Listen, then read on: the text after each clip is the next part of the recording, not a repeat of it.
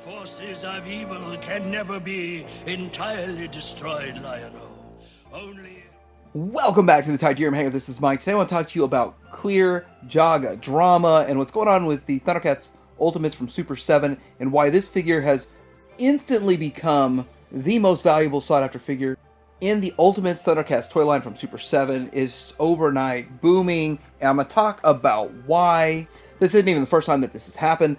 The Mumra Glow in the Dark, which was a BBTS exclusive, that one blew up in sales on the aftermarket. Once that sold out, it actually was available for a little bit. Then nobody wants the BBTS exclusive Clear Tigra, which makes no sense. You would say, okay, well, all this should really make sense, and no, it doesn't. Well, I will actually make sense of it, but then they're paying through the roof for a standard Tigra that everybody bashed and everyone said was horrible, except me. But anyway, we're going to get into talking about this, and then we've got to talk about Silverhawks reaction figures that should be coming. We're going to talk about this and more, because I've got some concerns about how they tackle Silverhawks and my belief on why they haven't shown us anything yet. Coming up.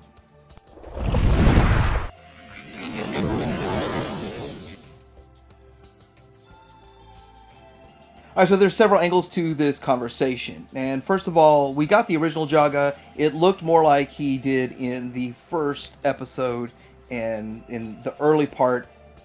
And that looks good. It looks great. It doesn't look like the LJN toy so much. And it doesn't look like the Ghost Joa, where he spent the majority of his time. But it was a good figure. You can still easily get this one for a reasonable price. You can probably find used ones for as cheap as $30. I've seen them out there. But the reason that people want the Ghost Jaga is simply because of the fact that Ghost Jaga was in the show. Probably about 99% of the show, you saw Ghost Jaga in his clear blue form, and that's why people want the Ghost Jaga so much. And if you say, well, Mike, if everybody wanted the Ghost Jaga so much, why didn't they pre-order this? Why are we in this situation where now he's the rarest, hardest to find figure? Well, there's a lot of reasons why, and a big part of that is simply because of the fact that people have been confused in the past with how things are ordered from Super 7. You see, the Thunder Tank was not a crowdfund. It wasn't limited to however many were ordered, but they technically said that it was. And they didn't lead us to believe that this thing was going to be available as readily as it is. Now, with that, I don't think the intention really was to make as many as they did. Of course, they want to make as many as they can, as many as they can sell. BBTS bought quite a few. Entertainment Earth bought some, and so did, I think, a few other retailers bought these. And now they're readily available. It's not like a crowdfund where you have to just get it from people who backed it on the secondary market. Now, with this is frustrating a lot of collectors because it went on sale for $100 off. The people who paid full price feel a little bit bamboozled, a little bit screwed over. But I have to say that this is one instance of confusion in the market about how things are made and ordered and delivered from Super 7. Here's another example of confusion in the market that just recently happened, and this is the Red Knock variant Baroness and the Red Jackal variant Destro G.I. Joe Ultimates, and they were SDCC exclusives, and nobody was told anything about you could get them wherever you can get them.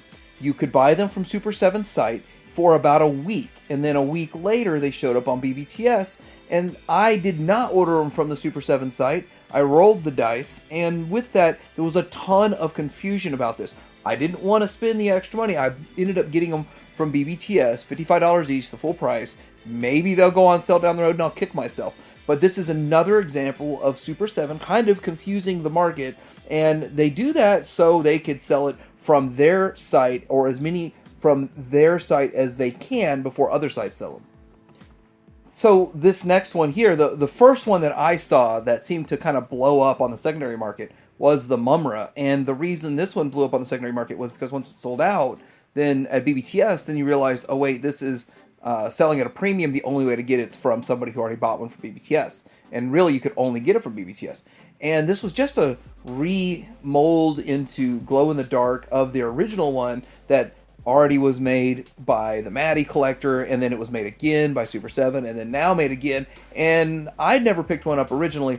I have one now, but I have to say that this figure is okay, but really not worth $150 that people have to pay for it these days. So what's more perplexing is you would think, well, this clear Tigra that's a BBTS exclusive would sell out right away, which of course it doesn't. It's still there. You can go get this right now. And the reason I think that this clear Tigra is not as popular as the clear Jaga, first off, there's way more quantities produced. So what was produced with the Jaga are produced, and that's it, and it's in people's hands.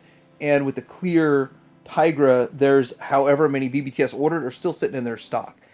I did get mine, I ordered mine, and I'm happy with it, but it is very, very clear, as you can see. Now, he's only invisible for maybe 5% of the show, so 95% of the show, he looks like this. And now, all the people complained about this figure when it came out. They said it had paint issues, missing his elbow pad. Everyone was infuriated about it. It's so horrible. They're going to return it, get rid of it, whatever. I don't know what happened to a lot of these. A lot of these replacements were sent out on this figure. And so because of the QC issues, replacements being sent out, this thing ended up selling out everywhere. You can still get it on BBTS, but you have to buy the whole wave at once to get it. But it's not completely sold out everywhere, so I'm going to point that out. But people are paying $100 to $150 for this guy on the secondary market.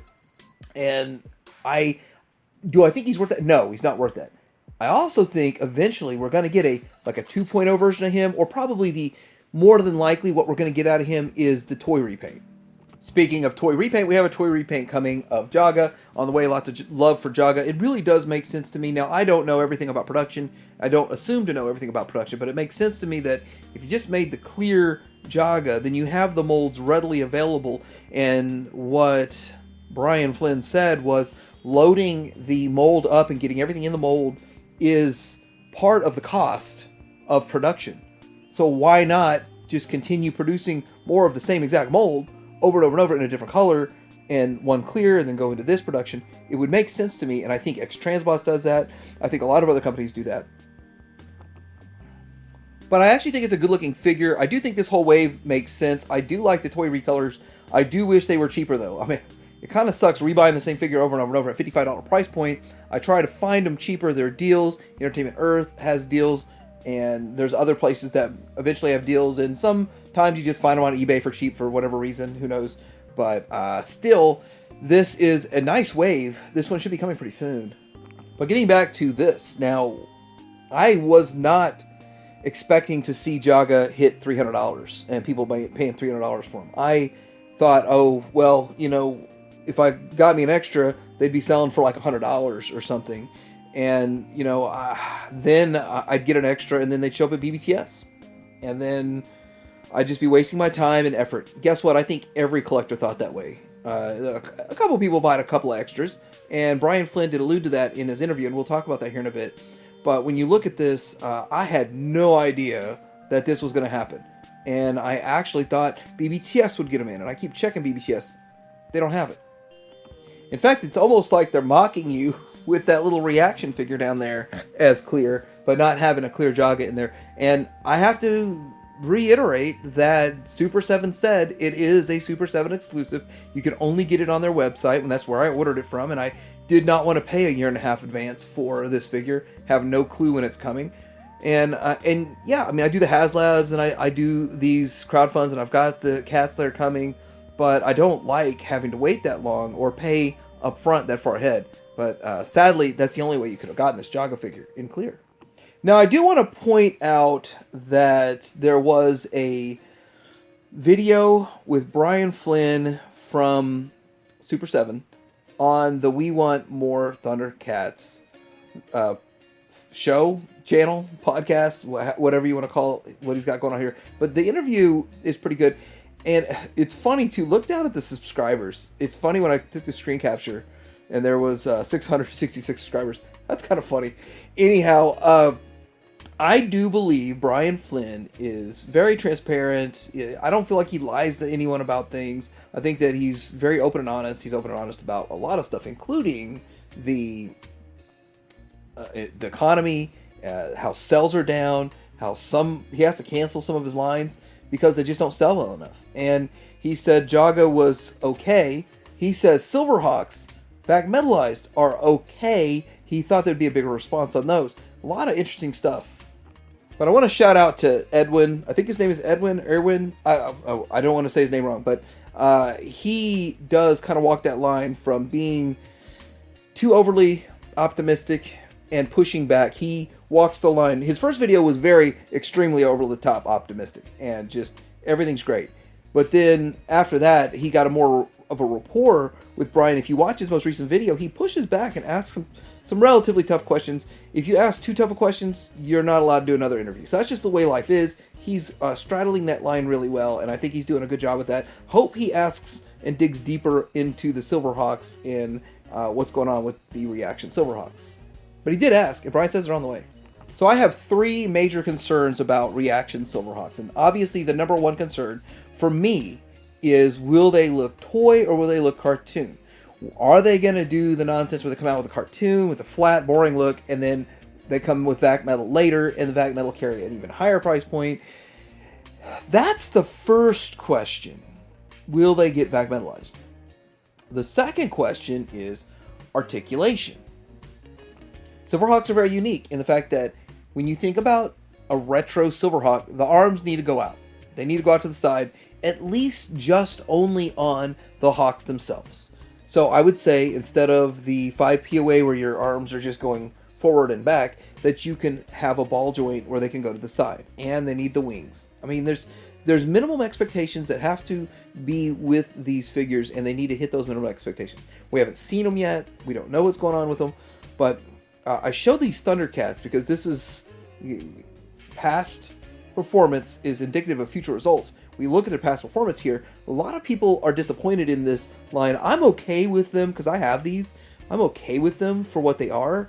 I'm not super ultra excited. I don't want to pay 20 bucks each. I paid 60 bucks for pretty much all of this that's in this picture used. And I'm okay with that price for these. I'm not okay with 20 bucks each on them.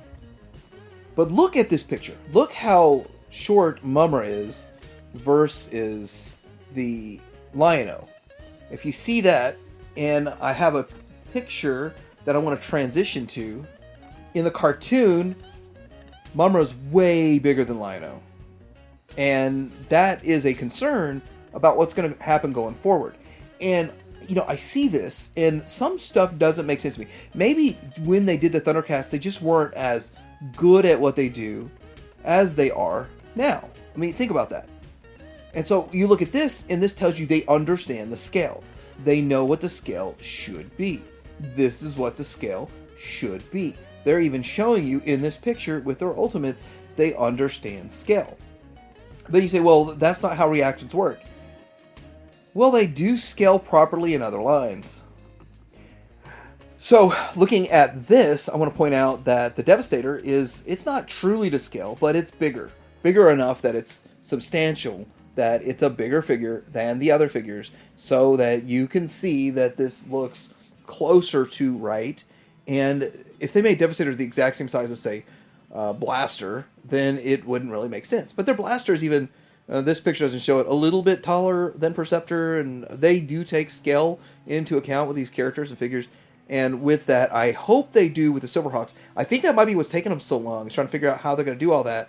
And my three concerns: vac metal, the shoulder joints on the birds, and scale. But nothing's really going to stop the Ghost Jaga drama of it costing a lot to get a Ghost Jaga. And when asked, Brian said he might do another production done down the road if, say, Jaga becomes expensive after a couple years and he becomes a $600 figure, or $300 figure, not $600, $300 figure. He's already $300. During the interview, I actually looked it up, and they were $300 figures, so it was interesting. But anyhow, I'm curious what you think about this Ghost Jaga drama. Have you noticed this? Do you not even care at all? Or did you get one of those? There's some KOs floating around that look really good of the LJN mold. Is that what you guys use in your display? Let me know in the comments below. Like and subscribe, and Titanium Hanger out.